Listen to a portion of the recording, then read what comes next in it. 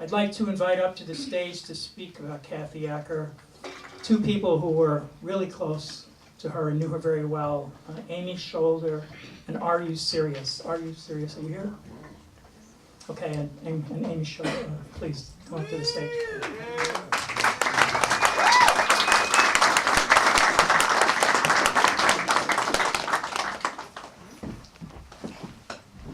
You want to do every other word? No. Okay. So, Acker, they gave you an award ceremony. How strange is that?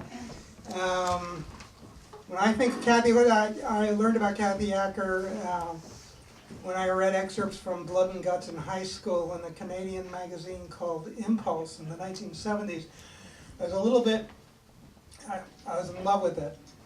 And then I met her at a Mondo 2000 event where we had sponsored this very dicey movie called Hackers with Dan Aykroyd on behalf of Warner Brothers.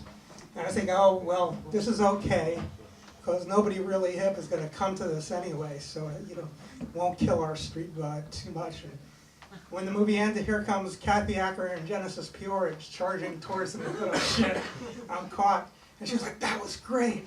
And I learned that she was this very multiplex, very flexible, very funny human being. And we became very close friends. And I mean, that's the Kathy Acker I remember. If she found out she was having an award ceremony, we would have gone to a bar somewhere and laughed about it. And then she would have loved it because she loved the attention, you know. So she was very honest and not rigid,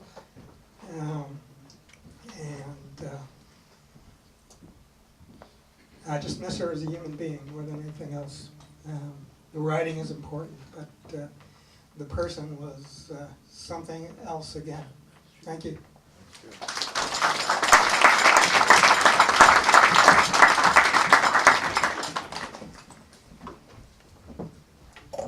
Hi, everybody. So great to see so many people in this room, and to think about Kathy. I worked at City Lights. It was my first job out of college, and in 88, 89, I ran the reading series, and Kathy was on a tour reading, I think it must have been Don Quixote, and I was a huge fan and booked her, and it was so exciting to meet her, and then thrilling that we hit it off immediately, and I ran her reading and protected her from the hordes of fans, which there always were so many.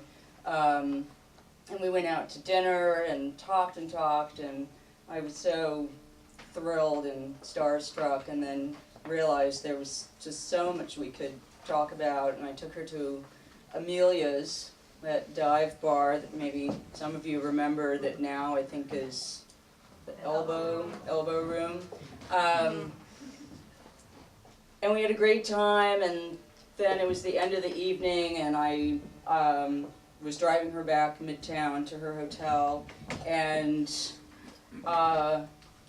we were... Where's your...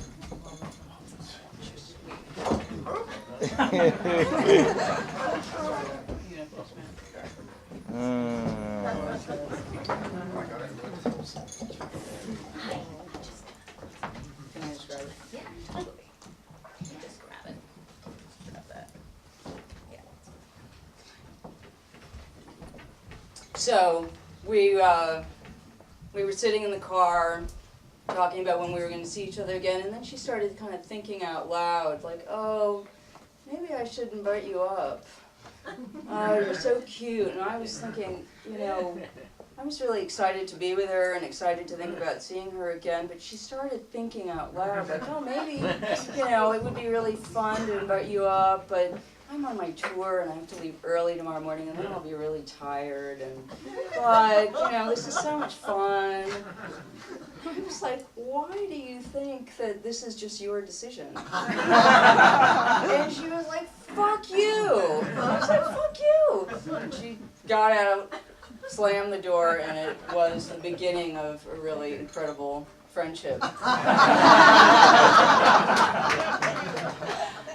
When I think about Kathy, I think about those texts and her innovation. I was just at an event the other night in New York, and Shri Moraga, the great Chicano poet, was given this Pioneer Award, and she was like, this should be renamed. I don't want a Pioneer Award. I'm an innovator, maybe, but I don't want a Pioneer Award. And I thought about what the difference is, and I thought, you know, Kathy was really an innovator